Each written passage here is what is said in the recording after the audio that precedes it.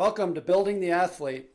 I'm your host, Scott Benson, and we are into November somehow. I'm happy you're here with me today. We've got a great guest today in Tip Ryman, tight end for the Arizona Cardinals. Tip is a 6 foot, 5.5 inch, 272 pound wrecking machine on the field. Has run a 4.51 40-yard dash, so normally you don't see people that size running that fast. We're going to find out how he does it. Before we get into the interview, we're going to take a question from a parent. So a parent writes in and asks, I have a sophomore son who is a great athlete. He plays multiple sports, and we feel like he could potentially go on to the college level in a couple different sports. At this age, what would you have him focusing on in his training? The one thing I always talk about with this is speed. Speed separates athletes at every level in every sport. So it's one of the things, for whatever reason, that's, in my opinion, it's the most overlooked aspect of training. And I think too often kids get labeled by coaches as either being fast or not fast, and that's kind of the end of the story. I highly disagree with that. I think kids can be taught to become faster. I think they can be trained to become faster. So I would spend a lot of time hiring somebody who's had a lot of success as a speed development coach. It's also important. Athletes need to be in the weight room. Getting stronger, getting more explosive is a way to increase speed, but it all has to be tied together by the right performance coach. So stay tuned. The next episode will actually revolve around this topic. We're going to have a professional baseball player on who we will be talking speed development the entire time. Again, my name is Scott Benson. I own Benson Sports Training. It's a sports performance company. Been around for about 16 years, trained thousands of athletes. I have trained over 400 professional and NCAA athletes.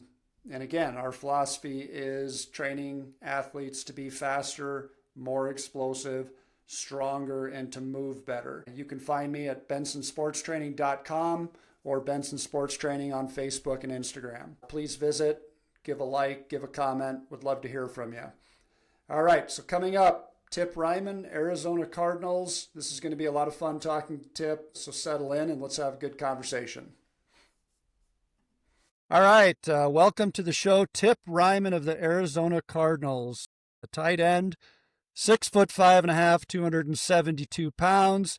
This guy's run a 4.51 40-yard dash, formerly of University of Illinois, and was a third-round draft pick in the 2024 NFL Draft. Tip, welcome to the show. Welcome to Building the Athlete. Excited that you're here and excited to get into it with you. I'd ask that you please introduce yourself and just tell us a little bit about yourself. Yeah, well, I appreciate it. I'm really excited to be here. And yeah, a little bit about myself is I appreciate the intro by you, Scott. So ground up, grew up in Sturgis, South Dakota, and played a little bit of ball over there, played a lot of sports, kind of tried out everything, trying to see what fit. Gymnastics wasn't my thing to continue with, so I ended up veering away from there. I tried a lot of stuff like that. My parents were really supportive in the base layering in sports.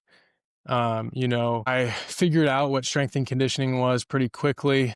And I'm a researcher. I love to research everything that I possibly can and look into anything and read everything. And so anything I could get my hands on when I was young, I did. And so I started reading lots of articles and some new papers, and I discovered what, studies were and stuff, and at a young age. And so I got into kind of the speed and strength and conditioning world and dipped my toe in. Obviously, I was super a newbie at that time, but since I figured out what things were, I was training. And as I look back, a lot of it was GPP, a lot of general physical preparedness stuff, lots of flipping tires. I would go to Mr. Tire, get some free ones, and I would get used fire hoses from the firehouse in Sturgis and just different things. And I would get those and I would use them as battle ropes.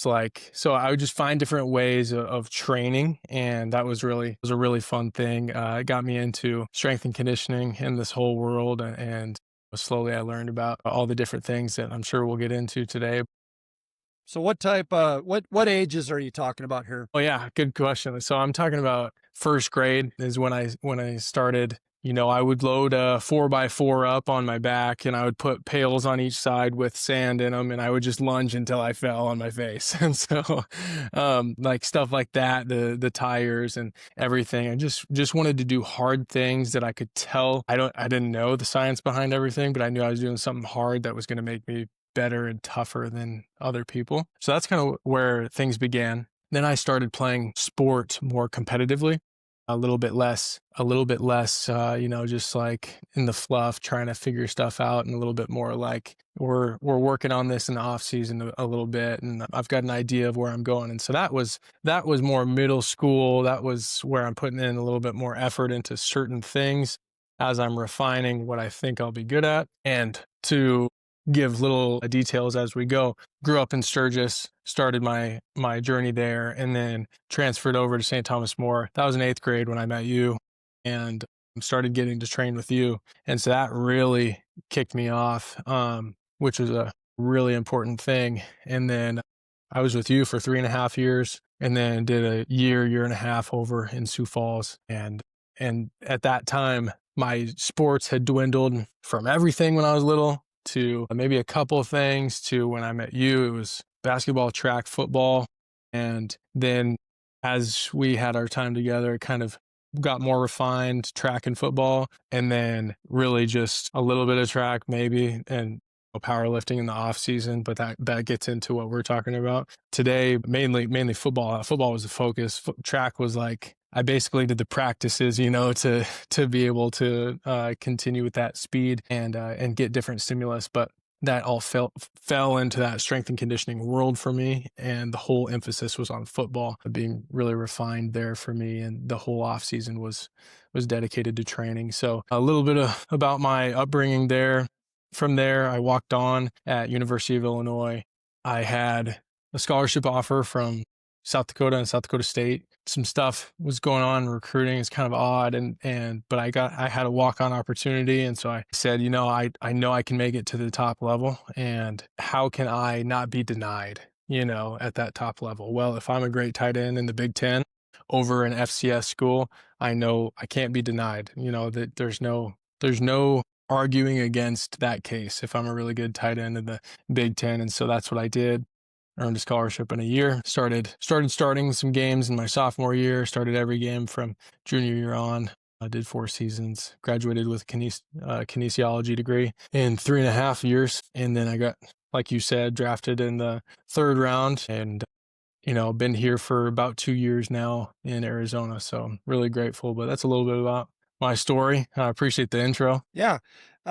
So the way you're kind of talking, you're talking about being a walk-on at the University of Illinois, but you're also in the same sentence, you're kind of leading on that you knew there was more down the road, that you had ambitions to play in the NFL, even as a walk-on at Illinois. Yeah. Yeah. I mean, shoot, since I was little, I remember friends and moms of friends telling me in 3rd grade or something, you know, I think it was 3rd grade. It was when I pointed at an Adrian Peterson poster in my friend's bedroom. And I said, I'm going to be in the NFL one day. And him and his mom were like, no way, there's no shot. You know, you're not going to do that. And so since then, I mean, I know since I was really little, I've had that desire, and I've played the game and trained for the game with that intent in mind, like knowing, hey, if I'm going to get here, there's steps that I have to take that, you know, I feel like that was one of the ways.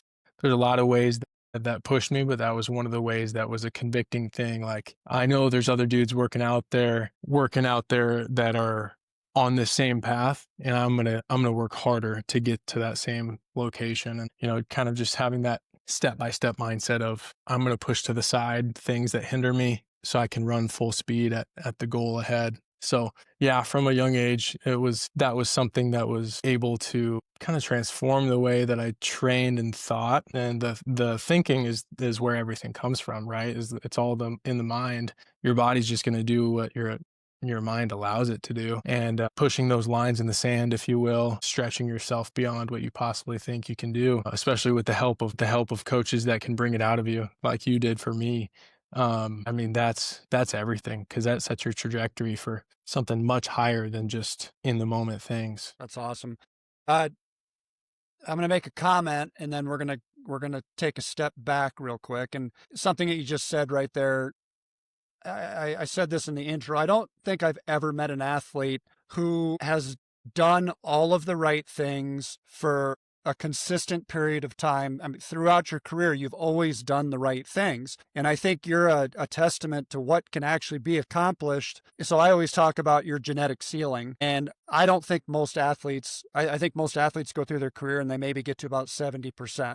I think you're a guy that has found a way through that mental strength to get to as close to that genetic ceiling as you can. I remember back at a conversation we had when you were a freshman in college, and you told me that you were going to graduate in 3.5 years and you were going into the NFL draft. And this is as a walk-on at Illinois. So, I'd never doubt you, but there was, a little voice in my head like, wow, this kid, he either really knows what he's doing or maybe he's a little bit crazy. And I mean, sure enough, you graduated in 3.5 years, you went into the NFL draft, and here you are. And we can get into kind of the mental side of it a little bit more, but I want to tell a little bit of story here about kind of the first time that I was introduced to you. It was actually my wife and I were skiing, and I ran into your dad, and we stopped and we went into the chalet and had a drink, and we're just talking, and he was telling me about this son that he had. And that's kind of what brought us together. And he was telling me you're a pretty good athlete.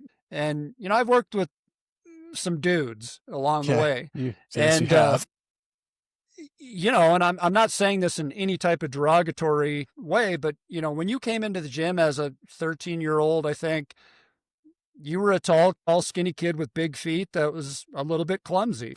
You were not a guy that I immediately thought, oh, this guy's going to play on Sundays, because I've seen those guys that have come through the door and that are just, genetically, they're already close to that ceiling without ever really doing a whole lot. And you were not that guy. You were a guy that had to work for it and had to do all those things right. So if you could just maybe touch on that for a second. Well, I appreciate that. That means a lot to me. And yeah, I think that's a really good way to put it, Scott, is the genetic potential and what goes into maximizing that. And yeah, it was tough, coming into the gym. There's a lot of dudes that were in the gym, and there's posters of lots of All-Americans and lots of talent that came through your gym, and just, South Dakota in general. And so there's high standards, and seeing all of that, knowing where I was a bit of a late bloomer as well. So I felt like extra puny at the time, and so seeing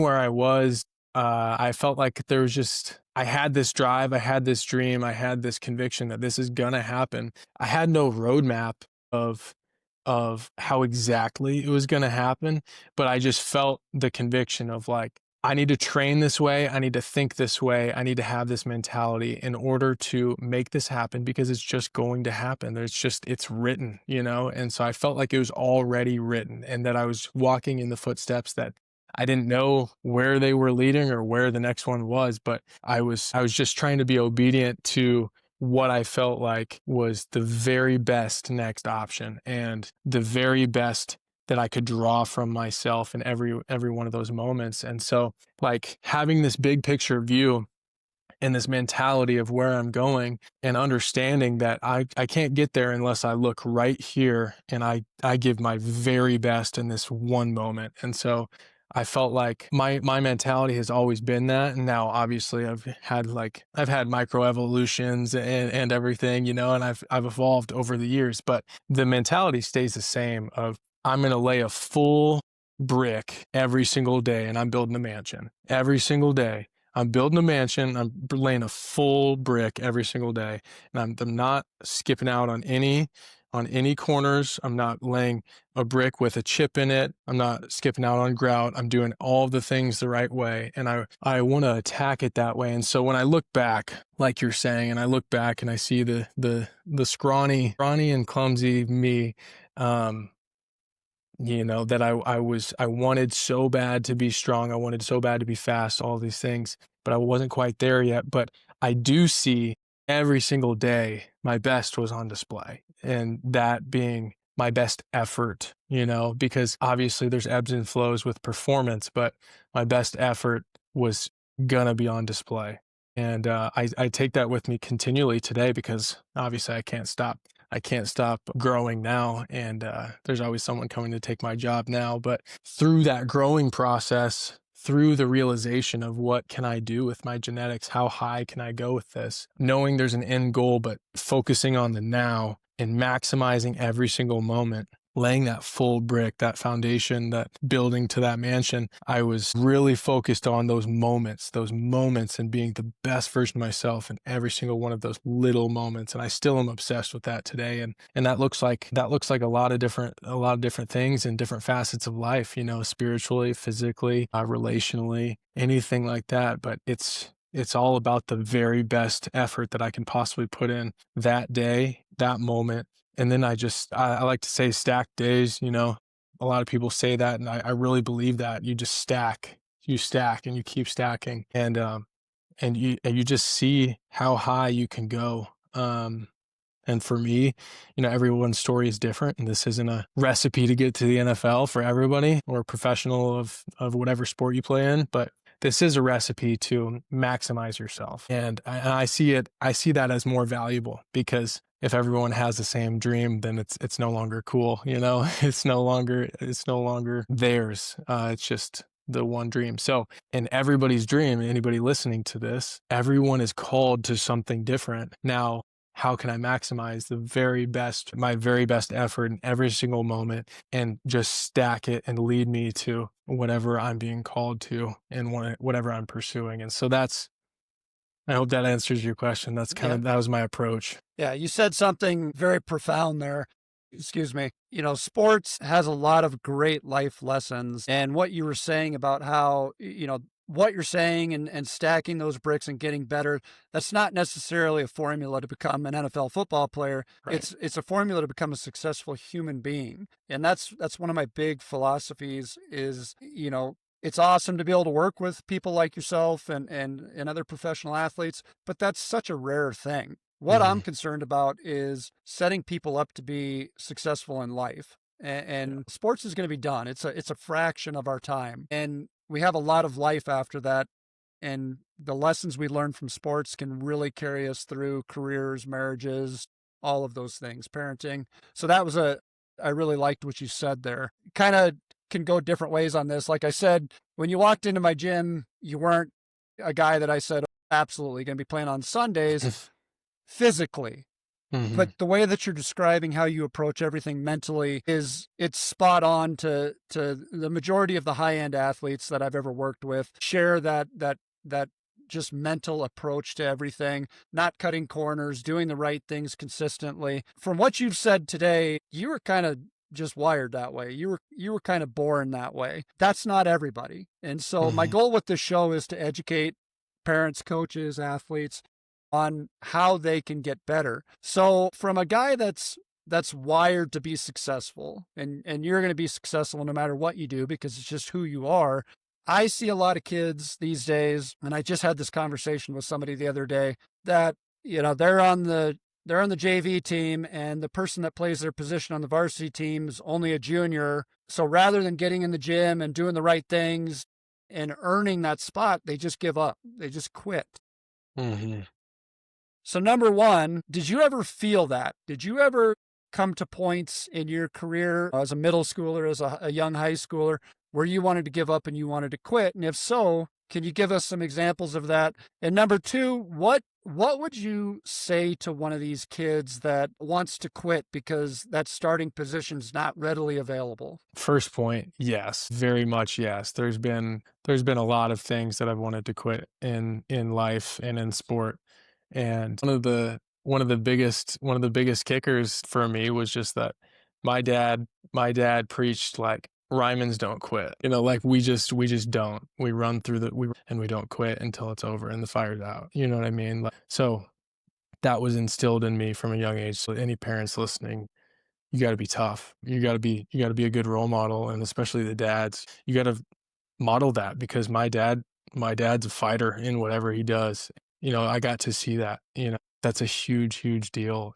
What a platform to spring me forward in life from, to be able to see how to be tough and how to be resilient. So that's one note I would say on that. But there was a lot of areas, since we're relating to sport, I would say freshman year football, I was getting wrecked. I was not good by any means, especially as I look back now. I was very mediocre. I was giving my absolute best effort every day. Conditioning was horrible and so hard. And I despised going to practice. I felt like I could do nothing right, and I was just getting all negative coaching points. I felt like I wasn't being used for the little bit of skill that I thought I did have. I felt all these different emotions. And so I was barely playing on JV, barely. And you just keep pounding. And because the mentality is, you just don't quit. You cannot break me. This sport cannot break me. I just don't quit. I will keep going. I will eat whatever's put on my plate, and I just won't quit. You just can't break me. And that's the mindset. And so no matter how bad I suck at something, it's like, I'm gonna keep going and keep pounding and keep chopping, because there's no other option. Me, when I look back and I had these mental conversations with myself, and I look back and I think about how badly I wanted to quit, and that there's no use. Maybe my dream's over. Maybe there's something else for me. I saw it, and there's a little voice in the back of your head saying, that's selfish. You want to quit, but the real reason why. You want to choose comfort over your dream. You want to choose comfort over passing that threshold and bettering yourself.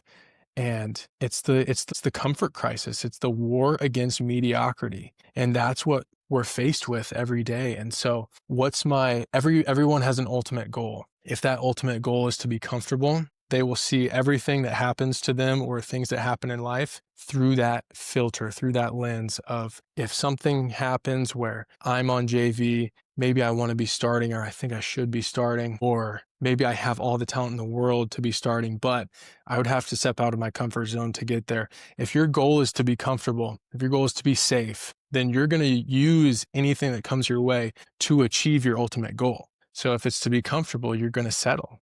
You're going to settle, or you're going to choose selfish mediocrity over something like that.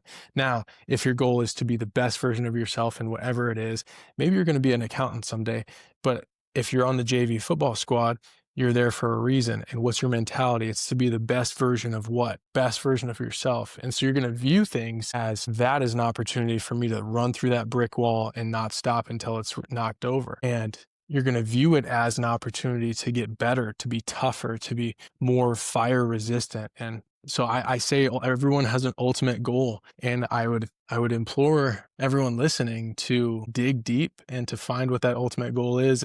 If that ultimate goal is safety, or comfort, or excuse, or attention, I'd say do a deep dive and be sure that's the route you want to take with your life, because that's going to take you to, like we say, mediocre spots. That's not going to lead to the best version of yourself. But if your goal is the best version of yourself, the toughest version of yourself, the smartest version of yourself, the most loving version of yourself, the most gentle and kind and patient version of yourself, the most ambitious version of yourself, the version of yourself that your descendants are going to be proud of, if that's the goal, you have this 30,000 foot view. So when something so minuscule as a starting position, or something goes wrong in my little JV world, then we can zoom out and say, hey, here's the big picture. Here's my ultimate goal. Here are the things that I'm caring about, and the people I want to take care of and impress, my lineage. Like, are they going to look at me and see a wuss, or are they going to look at me and see a warrior? And so, and you have that big picture mindset, and you have that filter,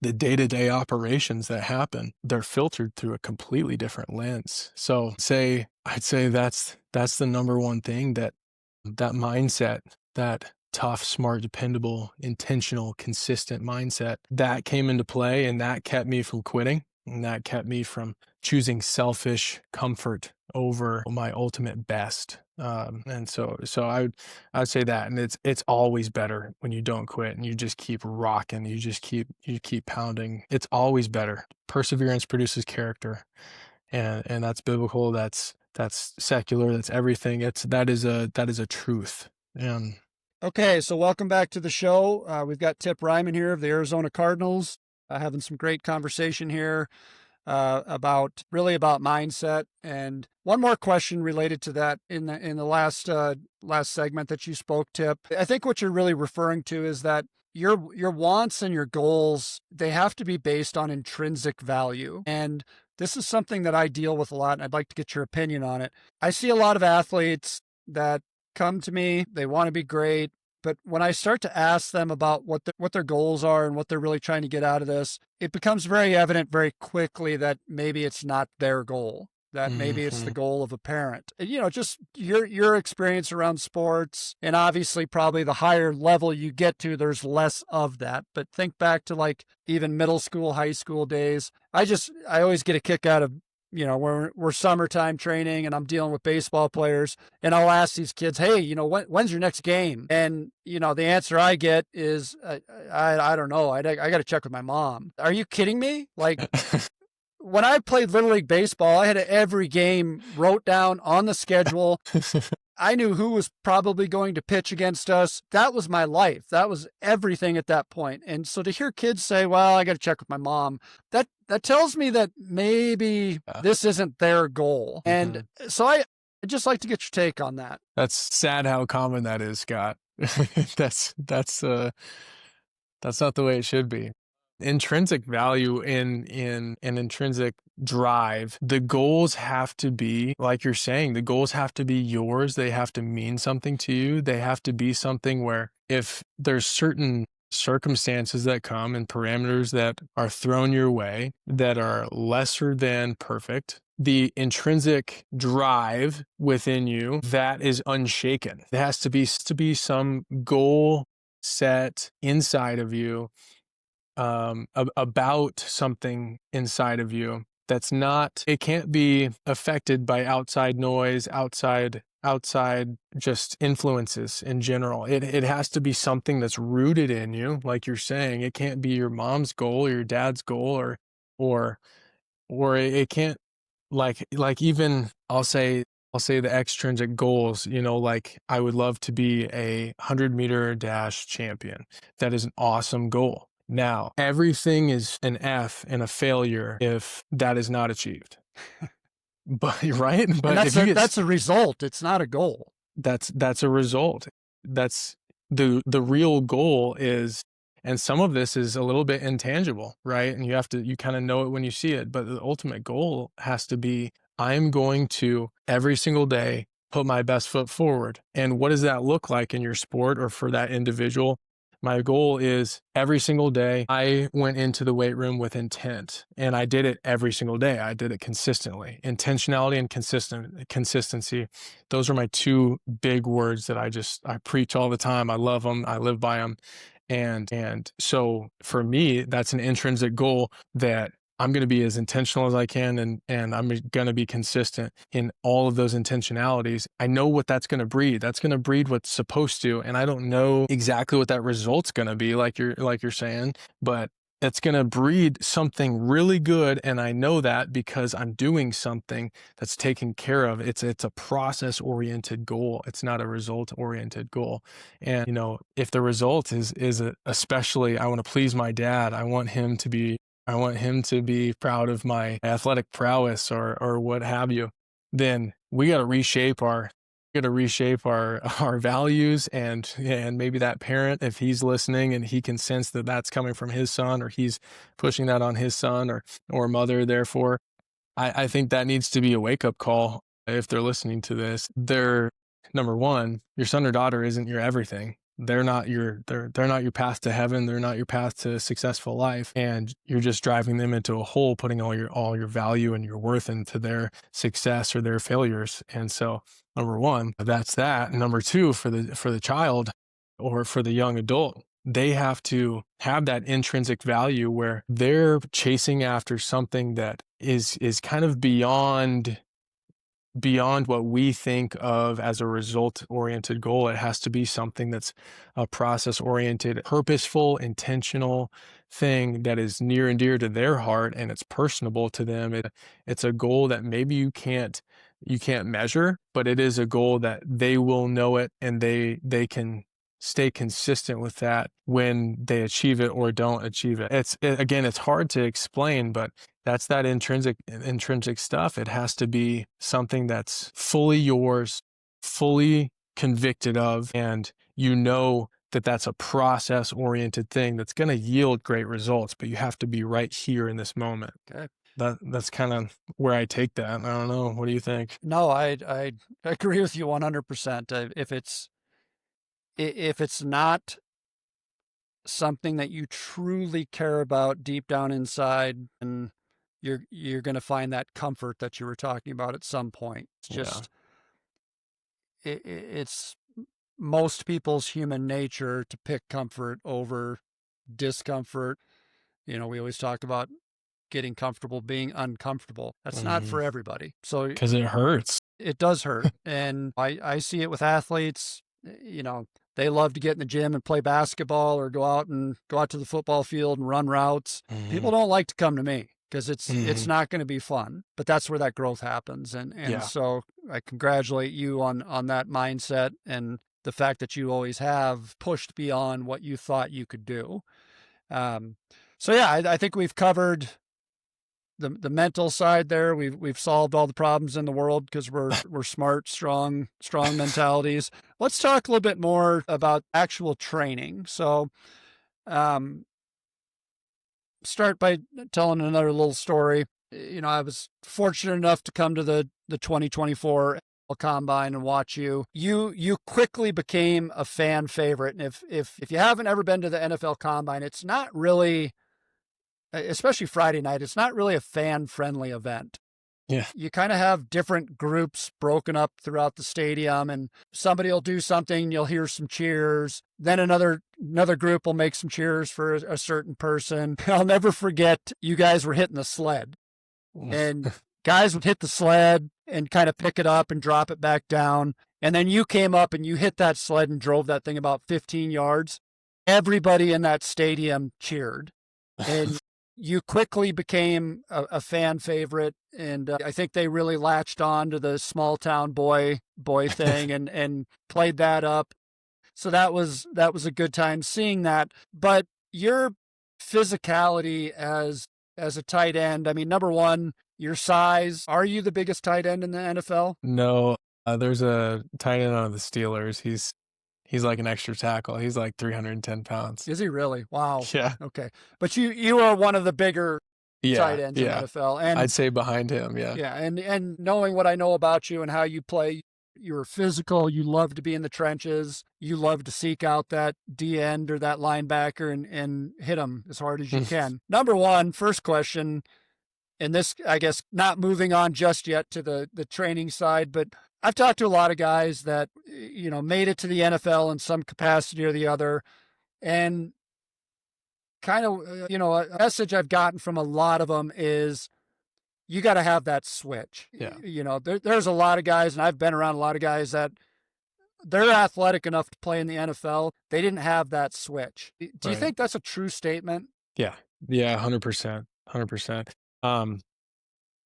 Our team is every year there's thousands of guys at pro days. There's thousands of guys trying to go to the league. Very small fraction of them get in and join the people who are already in. The people who are already in and those guys in the springtime, got about 100 guys, dwindles down about 50%. 53 guys on an active roster. You see the guys that have the switch and that don't. And the guys that have the switch, there's some lucky guys that don't have a switch, but are just that athletic and that talented. That is a very small number. But you see it. You know it when you see it. When you go against guys on the other side of the ball that have that switch and they have that, they are going to try to embarrass you in front of your wife and your kids, and that is something that, I want to play alongside, and I want to have on my team. And that's something that I wholeheartedly know that I resemble. And I want to be the kindest and most patient and everything. You know, I want all the righteous virtues all the time. And one of the righteous virtues is to, and this is not verbatim, but it's maximizing your gifts, right? And one of my gifts is violence and grit. And so when it is time, we can laugh in the huddle, we can laugh on the sideline, and then it sinks in and it's time to go. And you know, we're like, I'm going to try to embarrass that person in front of me, in front of his wife and his kids. I'm going to try to make him quit. I'm going to try I'm going to do everything in my power to make him lose hope that I'm going to see you over and over and over and over and over in this game, and maybe twice a year, every year. And that's my goal. I want to mentally dwindle someone down.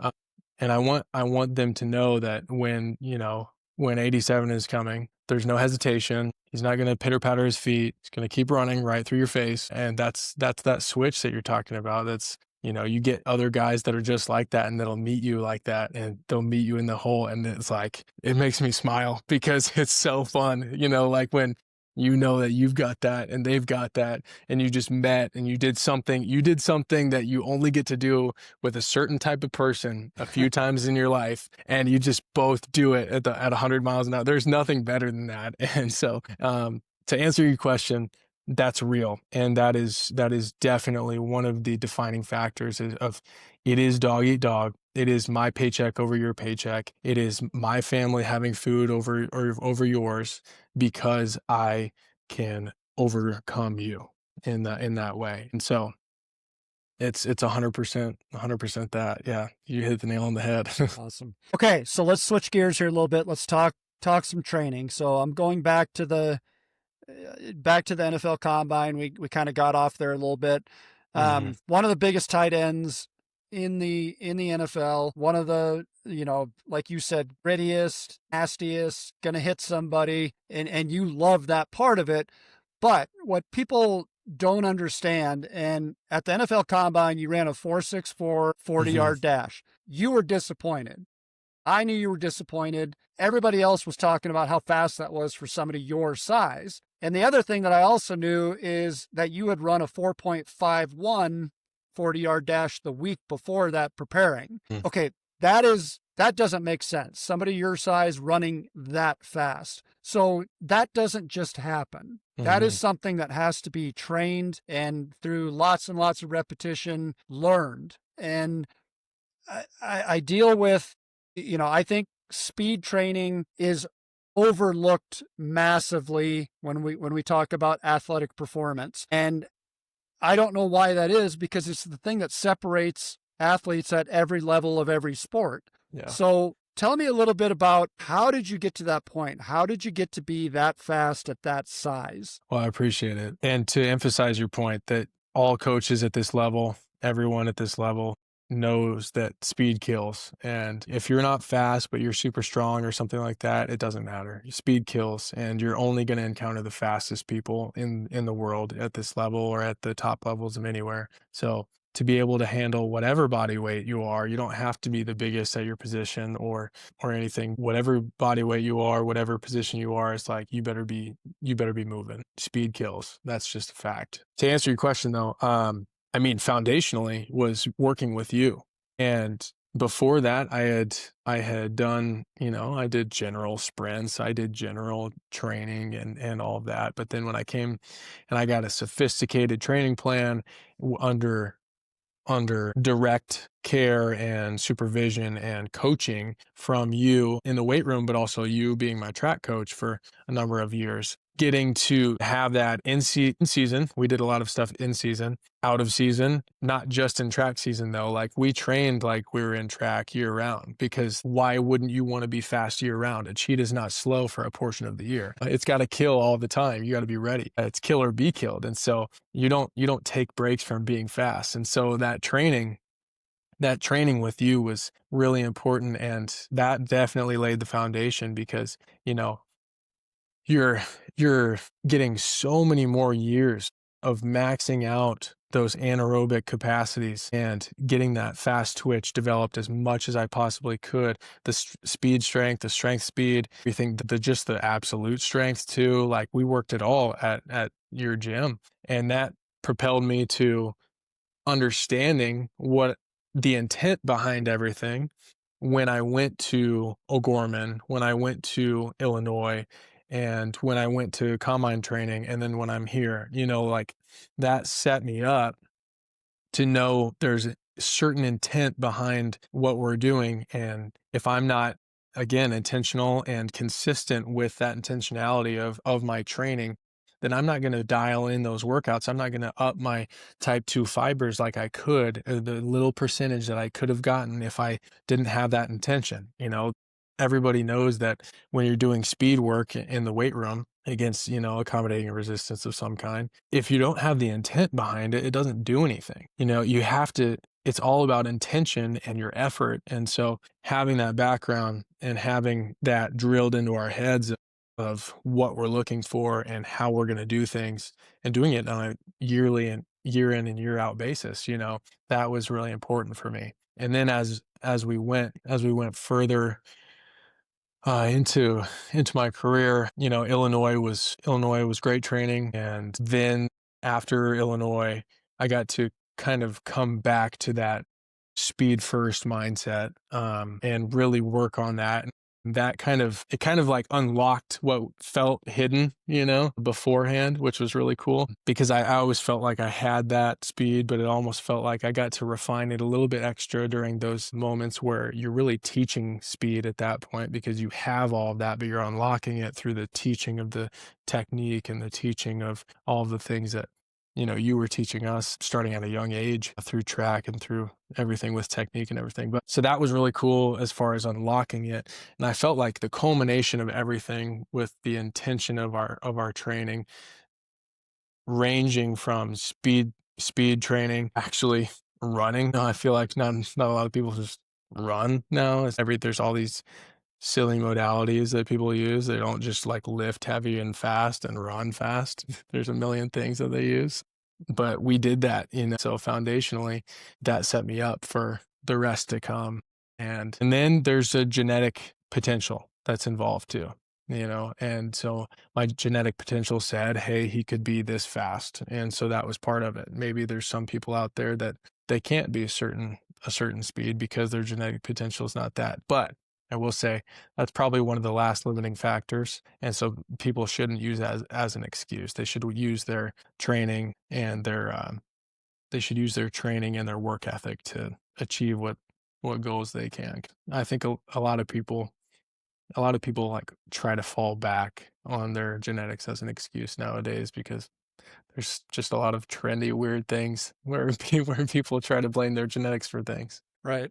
All right, great stuff. We're going to take another quick break. All right, welcome back to Building the Athlete. We're here with Tip Ryman, tight end for the Arizona Cardinals. Tip, we've been talking a lot about just development. We've been getting into the speed conversation. You made a comment about how, when you get to the professional level, that it's all about speed, and no matter what position you're at, you've got to be faster than the other guy. One thing I want to make sure that we don't take emphasis off with training is I'm a big speed guy, a big velocity guy, but I lift my athletes like they're power lifters. So I kind of refer to them as powerlifting track athletes. So training speed, but our guys get heavy in the weight room, love Olympic lifts. There's so much out there.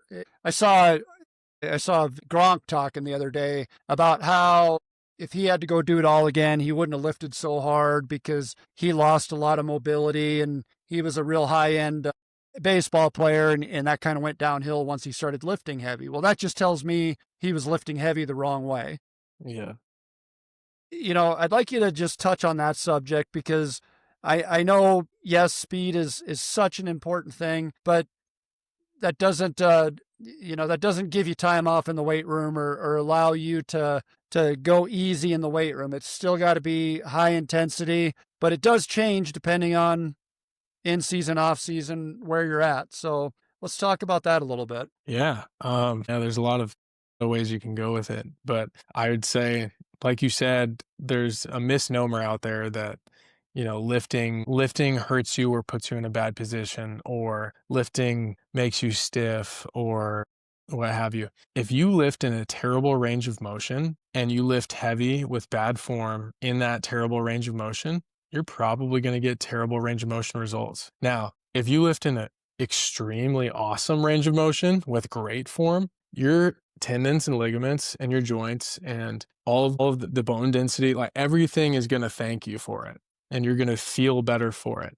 A lot of guys use massages to get back from games. A lot of guys use physical therapy. I lift because lifting makes me recover better. It brings my body back. If I have a thigh contusion, I could go to the trainer all day and night long for weeks and it's not going to get better. But if I get under a heavy bar and I squat deep, and it's like I want to cry because of the pain, better. Next day, I'm ready to roll. You know what I mean? There's just lifting is good for you. So to clear up the misnomer, it is so good for you as far as your health goes, as far as your longevity. I mean, you know better than anybody with, the back things that we've talked about with you and getting back into lifting and how it's helped and all of the above. There's plenty of examples to draw from, but as far as feeling good goes in that camp, lifting done right with intention and with, if you're not a skilled lifter, with direct coaching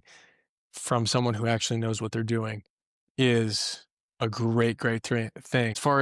As far as performance goes, you don't have to be a big meathead to lift heavy. I see my wife in college, she was a diver. Obviously, I'm married to her. I think she has a great figure. And she's at 150 pounds in college. She was deadlifting 300 and front squatting 245. And she didn't look like a big meathead like I do, but that transferred. She was more powerful than all the divers on her team or in the Big Ten, in my opinion. She was more powerful. Now, that doesn't translate to direct talent on your sport or whatever, but that gets you ahead because, like, for her, an example, she had more time in the air to do what she needed to do because she was more powerful. And so for us, no matter what the conversation is, what sport we're talking about, being more powerful and being able to produce more force cannot hurt you. What is it? Mark Bell says, weakness is never a strength and strength is never a weakness. And so I see that.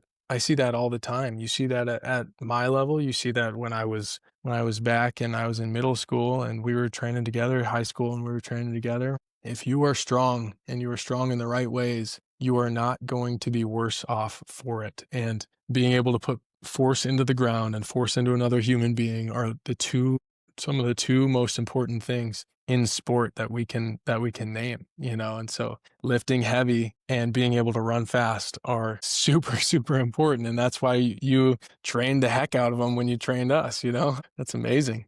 So answer this question for me. At this point in your career, a lifting as part of your regimen, is it more injury prevention or is it more performance based? Some people will fall into the injury prevention stuff, but as far as what we do at the Cardinals and what I am in the camp of, fully performance based. It's output is always being measured, and putting big weights up is a very, very good thing. And putting moderate weights up at a very high speed is a very, very good thing. And those outputs are measured and taken into account and constantly managed and overseen. Let me ask that question in a different way, because it's not exactly, I think the way that you answered it, maybe you weren't understanding what I was asking, but lifting heavy weights, do you think it has a huge impact on injury prevention? Oh, yeah. Yeah. Yes. Yeah. Yes. Lifting heavy weights. I mean, because if you think about it, like the way we talk about it at the Cardinals, Coach Evan Marcus, he's been in the league for, I think, 30 years now. He and Buddy Morris is at our, a legend in the strength and conditioning field. He's there. Armor is what we're putting on all the time. And so if you aren't strong and if you're not putting up heavy weights, you don't have as much armor, period. And muscle is armor. The more armor you have, the less likely you are to get hurt. And that's a very well-known thing. And And also there's plenty of studies and research now where like we implement at the Cardinals a lot of specific isometric things, whether it's overcoming or yielding. We do them at specific times for very specific things, but that whole world coming into play with the new research and everything, that has accelerated our tendon and ligament health and growth, and people coming back to play, but also retaining them in injury prevention. And that's all what it's loaded. It's in the weight room. It's a physical exertion where there's a lot of effort put into it, and you're loading your tissues in significant ways, and those ways vary, but you're loading them significantly. So you're getting your meathead stuff, you're getting your powerlifting, but you're also getting your very specific intentional things for individual needs, and you're marrying the two as well as getting on the field and having your speed work and everything. So it's a marriage of all of those things. But yeah, lifting heavy and lifting in those intentional ways is very good at injury prevention. Yeah, and I think you made a good point that it's got to be intentional, and it's got to be programmed the right way, and it has Right. to be performed the right way.